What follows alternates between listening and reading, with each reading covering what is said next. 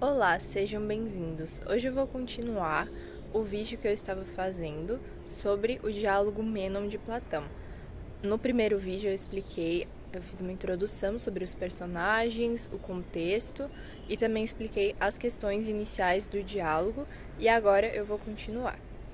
Como a gente viu antes, a segunda tentativa de definição de virtude tinha sido que virtude é o poder de governar a humanidade. Só que a gente viu que não é bem assim. Mas antes de tentar fazer outras definições, o Sócrates vai explicar melhor essa questão da diferença entre a essência de alguma coisa e os seus exemplos, utilizando a figura e a cor. O círculo é a figura ou uma figura? A gente sabe que o círculo é uma figura, porque existem outras e senão todas as figuras seriam redondas. A gente sabe que não é assim, então o círculo é uma figura entre outras. E qual que é a lógica? A gente sabe que existe o círculo e o retângulo, que eles são figuras, por exemplo, são exemplos. Mas o círculo não é mais figura que o retângulo. O mesmo acontece com a cor. A gente tem, por exemplo, o preto e o branco. O preto não é mais cor que o branco, mas existe algum elemento unificador que baseia toda essa multiplicidade, que permite que a gente chame essas duas coisas de figuras ou de cores, enfim. E é isso que o Mênon não está entendendo e que está dificultando esse diálogo. O Sócrates, ele quer achar o que é a virtude em si, não exemplos. Então, o Mênon faz uma terceira tentativa de definição de virtude, que ele diz que a virtude é desejar o honrável e ser capaz de adquirir isso para si mesmo. Só porque o que o Sócrates vai dizer? Que todos nós desejamos o bem.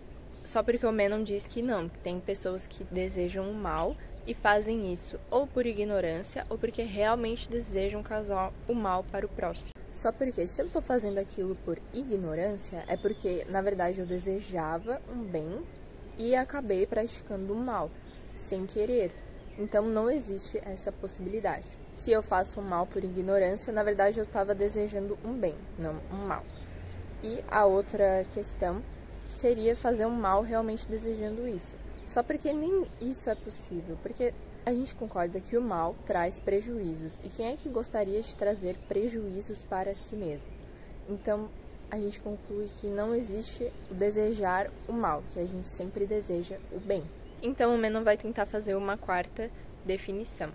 A gente tinha visto que a terceira ele tinha definido como virtude é para o homem que deseja o bem e consegue alcançar isso para si mesmo.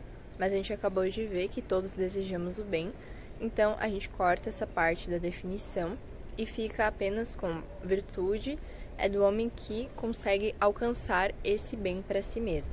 Nisso, o Mênon inclui bens materiais também. E como que o Sócrates vai desenvolver um argumento contra isso? A gente sabe que a gente pode adquirir as coisas de forma justa ou injusta. E, para ser virtuoso, eu teria que adquirir algo de forma justa. Mas também há a possibilidade de me apresentarem uma questão em que eu tenha que escolher um caminho injusto. Então, adquirir isso seria um vício, seria uma coisa ruim, e recusar seria uma virtude. Então, a gente vê que o ponto da virtude não é em adquirir alguma coisa, mas é o modo com que eu faço isso. Porque é a virtude tanto em buscar algo bom e recusar algo ruim. Então a gente viu que o que importa é o modo com que eu faço alguma coisa. Mas não precisaria de outras coisas além da justiça, como coragem, temperança, entre outros exemplos de virtude? A gente cai assim então no mesmo problema da redundância. Dizer que a virtude é adquirir ou não algo com justiça é o mesmo que dizer virtude é adquirir ou não algo com virtude. Fica repetitiva, uma redundância que não explica nada. Depois de todas essas tentativas frustradas, o Mênon se cansa, mas o Sócrates diz que mesmo isso foi bom, porque assim eles se afastaram de crenças falsas sobre a virtude, descobriram o que ela não é, e isso pode nos ajudar a nos aproximar do conhecimento verdadeiro. Então o Mênon pergunta como que a gente pode adquirir esse conhecimento. E o Sócrates explica brevemente a teoria da reminiscência, que ele vai desenvolver em outro diálogo depois de uma forma mais detalhada, e o diálogo que se chama Fédon. O questionamento do Mênon é o seguinte: se eu conheço alguma coisa, não tem por que eu questionar sobre ela. Mas se eu não conheço, então como que eu posso sequer fazer uma pergunta sobre esse assunto que eu não conheço? E pior ainda, como que eu posso ter uma resposta para esse assunto que eu não consigo nem formular uma pergunta? Então Sócrates vai explicar que o conhecimento nada mais é do que uma lembrança. Quando eu te pergunto alguma coisa e você responde, você está lembrando desse conhecimento. E para mostrar isso, ele vai fazer um experimento com o escravo. Então o Sócrates vai explicar para o escravo uma questão matemática sobre área.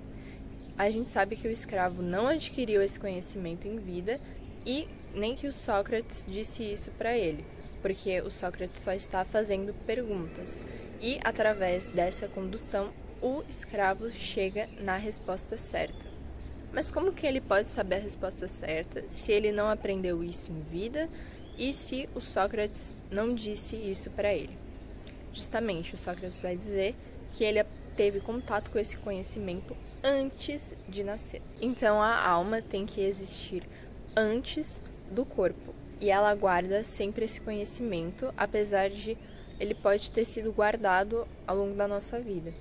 Então, a gente conclui que é importante, sim, fazer esse processo de questionamento, mesmo que a gente não ache respostas imediatamente, porque esse processo nos ajuda a recordar esse conhecimento que a gente teve contato antes de encarnar no corpo. Só porque o Mênon não se convence muito disso e quer voltar à questão original: como adquirir as virtudes.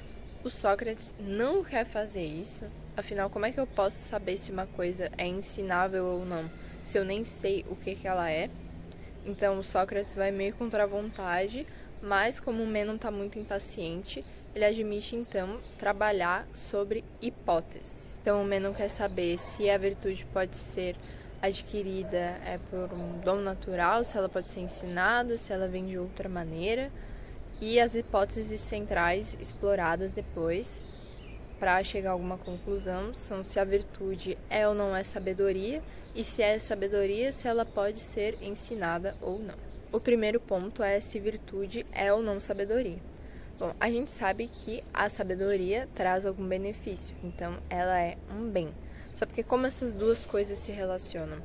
Ou a sabedoria engloba todo o bem, ou alguma parte do bem que é exterior à sabedoria. Se a sabedoria engloba todo o bem, então a virtude é necessariamente sabedoria, já que a virtude também é um bem. O problema é que nem todas as coisas são bem em si.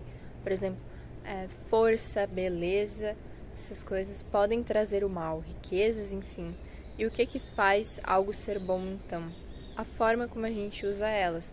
Como a gente tinha discutido antes, não importa se a coisa que a gente está adquirindo, mas se a gente sabe usar isso com sabedoria ou com insensatez. O mesmo vale para os bens da alma, como temperança, justiça, enfim.